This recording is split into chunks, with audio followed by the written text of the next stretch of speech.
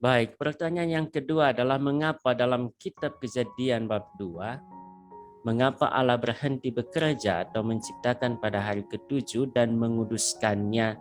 Yang dimaksudkan dengan hari ketujuh apakah hari Sabtu atau hari yang lain?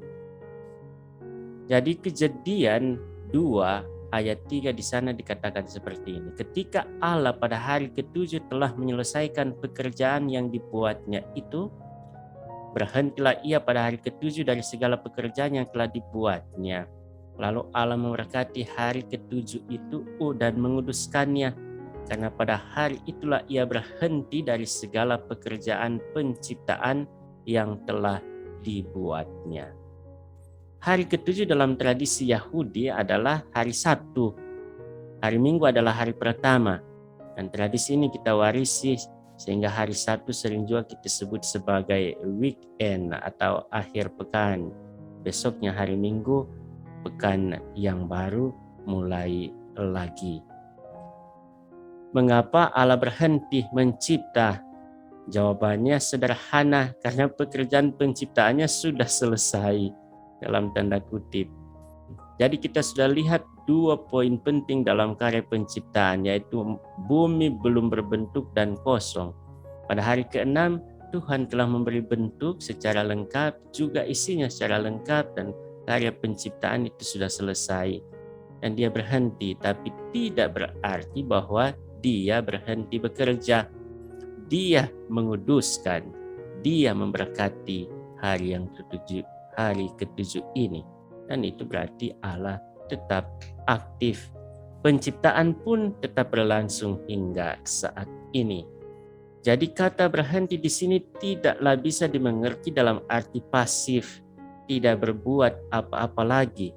Pada hari ketujuh ini Allah pun bekerja, ia memberkati dan menguduskannya misalnya. Dan kita manusia diminta untuk pada hari yang dikuduskan oleh Tuhan itu kita beribadah kepadanya.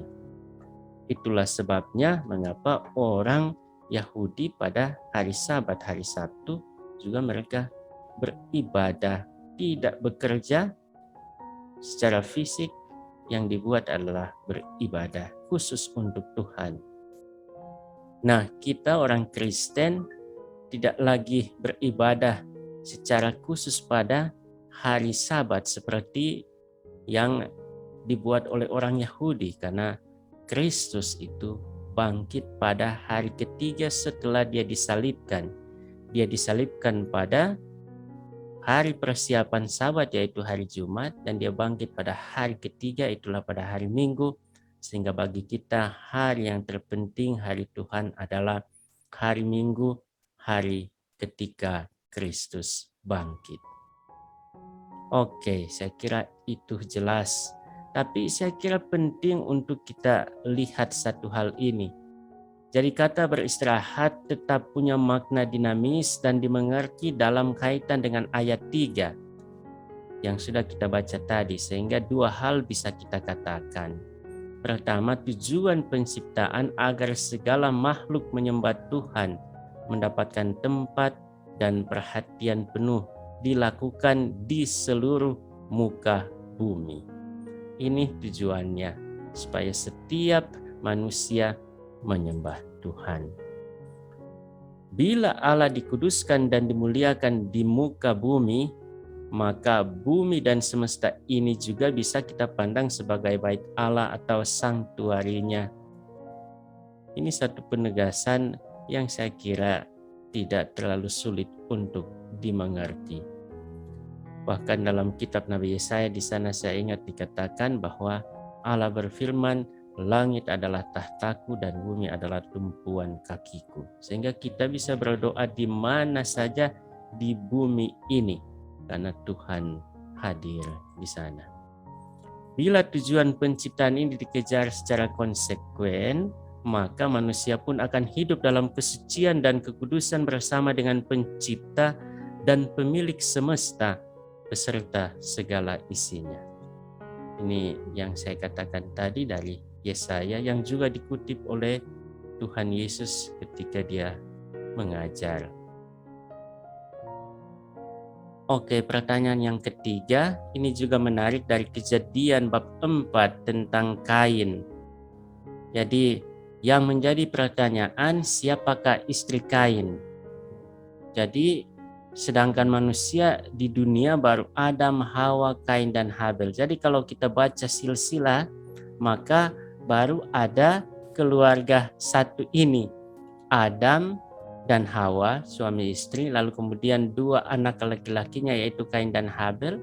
Tapi kenapa tiba-tiba dalam Kejadian 4 ayat 16-17 yang dikatakan bahwa Kain itu mengenal atau mengetahui istrinya.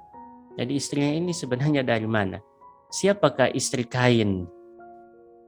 Sulit kita jawab sebenarnya karena teks ini, teks kitab suci tidak menjelaskan siapa perempuan ini dan dari mana asalnya. Satu hal bisa kita tegaskan lagi bahwa teks kitab suci itu tidak selamanya bisa dipandang sebagai data sejarah faktual.